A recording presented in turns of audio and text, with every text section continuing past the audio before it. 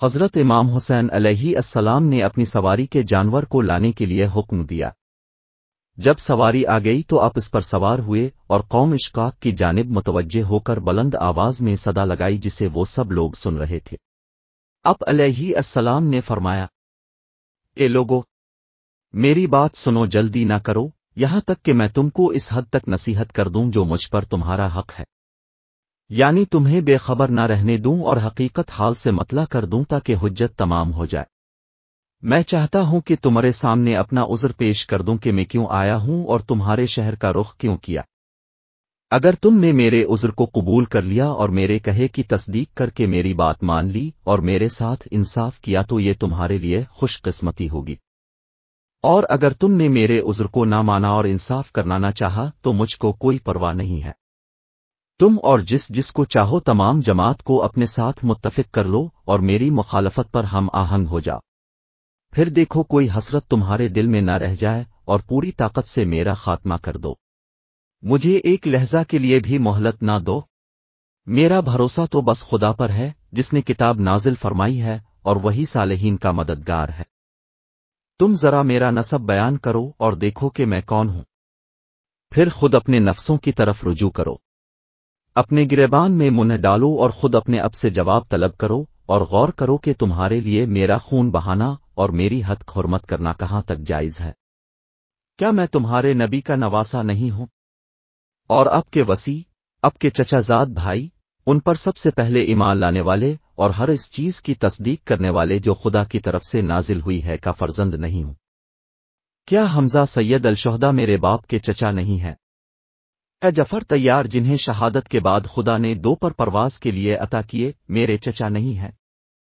اے یہ حدیث تمہارے گوش زد نہیں ہوئی جو زبان زد خلائق ہے کہ حضرت رسول خدا صلی اللہ علیہ وآلہ وسلم نے میرے اور میرے بھائی کے بارے میں فرمایا، یہ دونوں جوانان جنت کے سردار ہیں۔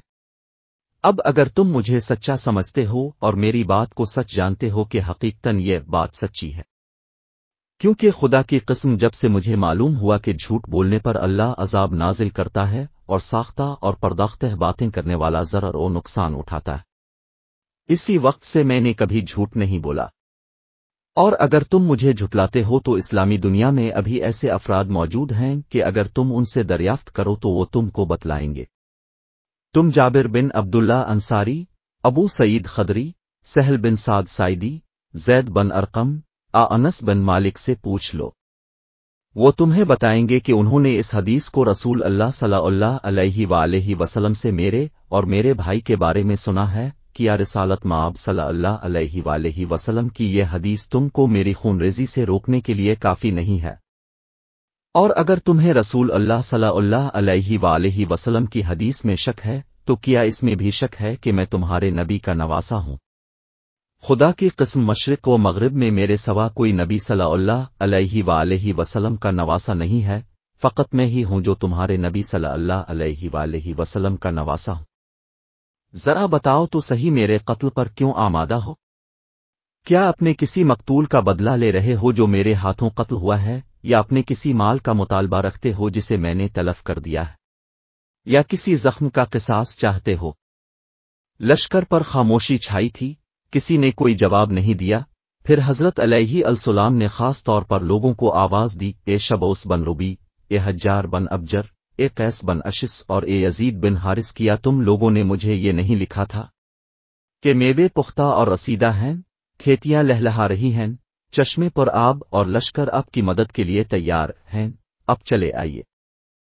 ان سب نے امام علیہ السلام کو جواب دیا، ہم نے تو ایسا کچھ بھی نہیں لکھا تھا۔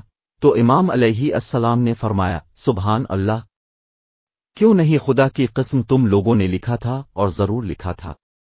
پھر عام لشکر کی طرف مخاطب ہو کر فرمایا، جب تمہیں میرا آنا ناگوار ہے تو مجھے واپس ایسی جگہ چلے جانے دو جہاں امن و امان کے ساتھ زندگی گزار سکوں۔